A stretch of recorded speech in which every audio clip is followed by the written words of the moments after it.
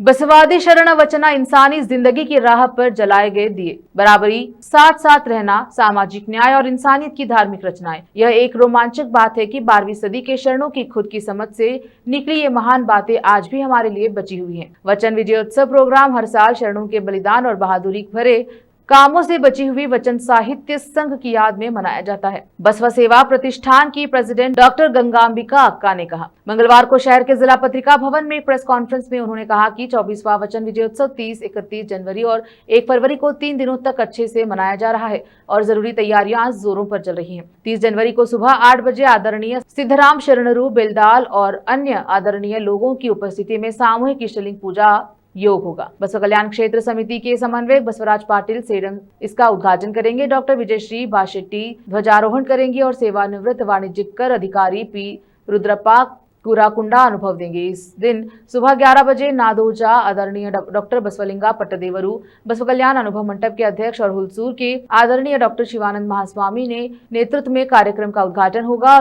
पलाकुरी के सोमनाथ कलापीठ वारंगल तेलंगाना राज्य के अध्यक्ष डॉक्टर रूपालू सत्यनारायण इसका उद्घाटन करेंगे।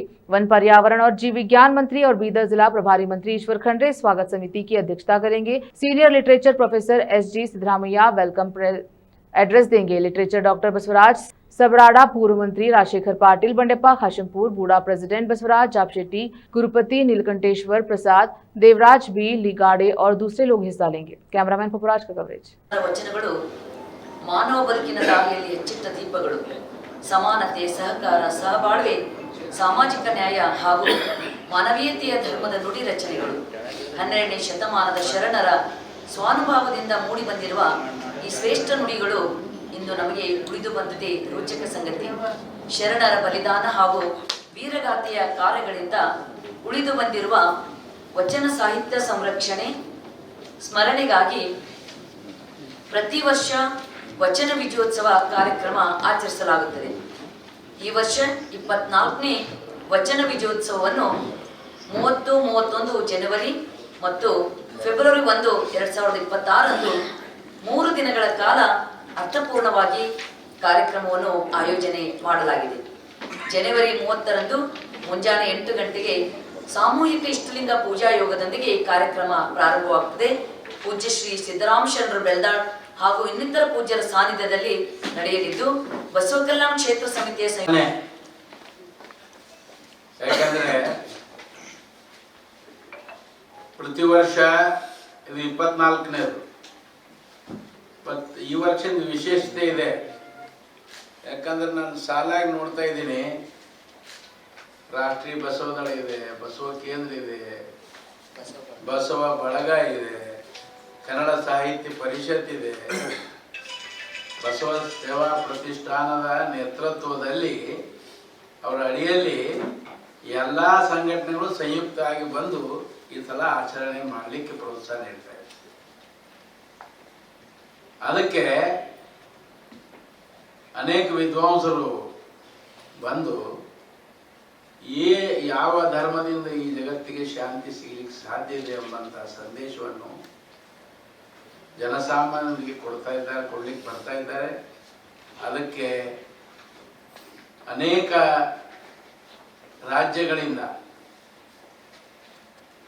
ಕೇರಳ ಇರ್ಬೋದು, ಆಂಧ್ರ ಇರ್ಬೋದು, ತೆಲಂಗಾಣ, ಮಹಾರಾಷ್ಟ್ರ ಎಲ್ಲ ರಾಜ್ಯಗಳಿಂದ ಕೂಡ ಜನ ಬರ್ತಾ ಇದ್ದಾರೆ. ಅದಕ್ಕೆ ವಿಶೇಷವಾಗಿ ನಾನು ಸಾಂಸ್ಕೃತಿಕ ನಾಯಕ ವಿಶ್ವಗುರು ಬಸವಣ್ಣನವರನ್ನು ಸ್ಮರಿಸಿಕೊಂಡು ಇಂದು ಕಲ್ಯಾಣ ನಾಡಿನ ಬೀದರ್ ಜಿಲ್ಲೆಯ ಈ ಕೇಂದ್ರ ಸ್ಥಾನದಲ್ಲಿ ವಚನ ವಿಜಯೋತ್ಸವ 24 ವರ್ಷಗಳಿಂದ ಸಾಗಿ ಬಂದಿದೆ. ಈ ಬಸವ ಸೇವಾ ಪ್ರತಿಷ್ಠಾನ ಅದರ ಜೊತೆಗೆ ಕಲ್ಯಾಣದ ನೂತನ ಅನುಭವ ಮಂಟಪ 1980ರಲ್ಲಿ ಪ್ರಾರಂಭ ಆಯಿತು. ಅಂದಿನಿಂದ ಬಹುಶಃ ಕಳೆದ 48-50 ವರ್ಷಗಳಿಂದ ಕಲ್ಯಾಣ ನಾಡಿಗೆ ನಾವು ಬರ್ತಾನೆ ಇರ್ತೇವೆ. ಈ ವಚನ ವಿಜಯೋತ್ಸವದ ಪ್ರಾರಂಭದಿಂದಲೂ ಕೂಡ ಈ ಕಾರ್ಯಕ್ರಮಗಳಲ್ಲಿ ಪಾಲ್ಗೊಳ್ತಾ ಬಂದಿದ್ದೀನಿ. ಈ ಸಲ ವಿಶೇಷವಾಗಿ ಬಸವ ಸೇವಾ ಪ್ರತಿಷ್ಠಾನದ ಅಕ್ಕಂದಿರು. ಅಣ್ಣವರೇ, ನೀವು ಬಸವ ತತ್ವದ ತತ್ವಚಿಂತಕರು. ಯಾಕಂದ್ರೆ ನಂದು MA ಫಿಲಾಸಫಿ. ಈ ಜಗತ್ತಿನ ಶ್ರೇಷ್ಠ ಸಾಹಿತ್ಯ ಬಸವಣ್ಣನವರು ಈ ಜಗತ್ತಿನ ಮಹಾಪ್ರವಾದಿಗಳು ಅಂತ ಬಸವಾದೀಶರ ವಿಚಾರಗಳನ್ನ ಸುಮಾರು 3 ದಶಕಗಳಿಂದ ಜನಮನಕ್ಕೆ ಮುಟ್ಟಿಸಿರುವ ನಮ್ಮೆಲ್ಲರ ನೆಚ್ಚಿನ ಪೂಜ್ಯ ತಾಯಿಗಿರುತ್ತ ಅಕ್ಕ ಗಂಗಾಂಬಿಕಾ ನೇತೃತ್ವದಲ್ಲಿ ನಡೆಯುವಂತ ಈ ವಚನ ವಿಜಯೋತ್ಸವ ಸಮಾರಂಭದಲ್ಲಿ ಅಂದ್ರೆ ನಾಡಿಗೆ ಬಸವಗಿರಿಯನ್ನ ಮತ್ತು ರಾಷ್ಟ್ರಕ್ಕೆ ಬಸವ ತತ್ವವನ್ನು ಮುಟ್ಟಿಸಿರುವಂತಹ ಪೂಜ್ಯ ಅಕ್ಕನವರ ನೇತೃತ್ವದಲ್ಲಿ ನಡೆಯುವಂತ ಈ ವಚನ ವಿಜಯೋತ್ಸವ ಸಮಾರಂಭದಲ್ಲಿ ಬೀದರ್ ಜಿಲ್ಲೆಯ ಸಮಸ್ತ ಸಾಹಿತಿ ಕಲಾವಿದರು ಮತ್ತು ಸಮಸ್ತ ಕನ್ನಡಿಗರಲ್ಲಿ ಮನವಿಯನ್ನು ಮಾಡ್ಕೊಳ್ತಿದ್ದೀನಿ. ನಾವೆಲ್ಲರೂ ಸಹ ಅತಿ ಹೆಚ್ಚಿನ ಸಂಖ್ಯೆಯಲ್ಲಿ ಭಾಗವಹಿಸುವ ಮೂಲಕ ಇಡೀ ಸಮಾರಂಭವನ್ನ ಯಶಸ್ವಿಗೊಳಿಸೋಣ ಅಂತ ಹೇಳಿ ವಂದಿಸ್ತೇನೆ. ವಚನ ವಿಜಯೋತ್ಸವದ ಒಂದು ಮೆರವಣಿಗೆಯ ಸಂಯೋಜಕರಾಗಿ ಅಧ್ಯಕ್ಷರಾಗಿ ನನ್ನನ್ನು ಅಕ್ಕವರು ಜವಾಬ್ದಾರಿ ಕೊಟ್ಟಿದ್ದಾರೆ. ಅದಕ್ಕೆ ಬಹಳ ಅರ್ಥಪೂರ್ಣವಾಗಿ ಮತ್ತು ಬಹಳ ವಿಜೃಂಭಣೆಯಿಂದ ಈ ಸಲ ನಾವು ಮೆರವಣಿಗೆ ಕೂಡ ಮಾಡ್ತಾ ಇದ್ದೀವಿ.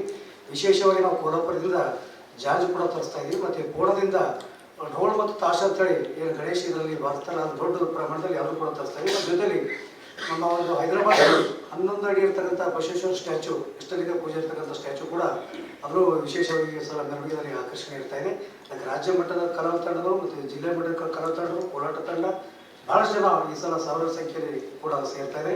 ಹಾಗೆ ಈ ಸಲ ಮೆರವಣಿಗೆ ಕೂಡ ಅತ್ಯಂತ ಅದ್ಭುತವಾಗಿ ಆಗ್ತಾ ಇದೆ. ಮತ್ತು ಒಂದು ಬೀದರ್ ನಗರದಲ್ಲಿ ಬಸವೇಶ್ವರ ವೃತ್ತದಿಂದ ಬಸವಗಿರಿಯವರೆಗೆ ಒಂದು 30 ಕಡೆ ಬಹಳ ದೊಡ್ಡ ಪ್ರಮಾಣದಲ್ಲಿ ವೆಲ್ಕಮ್ ಕೂಡ ಎಲ್ಲ ಸಮಾಜ ಬಾಂಧವರು, ಎಲ್ಲ ಸಮಾಜ ಬಾಂಧವರು ಕೂಡ ವೆಲ್ಕಮ್ ಕೂಡ ನಮ್ಮ ಒಂದು ಮೆರವಣಿಗೆ ಕೂಡ ಮಾಡ್ತಾ ಇದ್ದಾರೆ. ಅದಕ್ಕೆ ಹೆಚ್ಚಿನ ಸಂಖ್ಯೆಯಲ್ಲಿ ಒಂದು ವಚನ ದಿವಸ 3 ದಿವಸ ಕಾರ್ಯಕ್ರಮ ಬಂದು ಈ ಕಾರ್ಯಕ್ರಮ ಯಶಸ್ವಿ ಮಾಡಬೇಕಂತ ಹೇಳ್ತೇವೆ.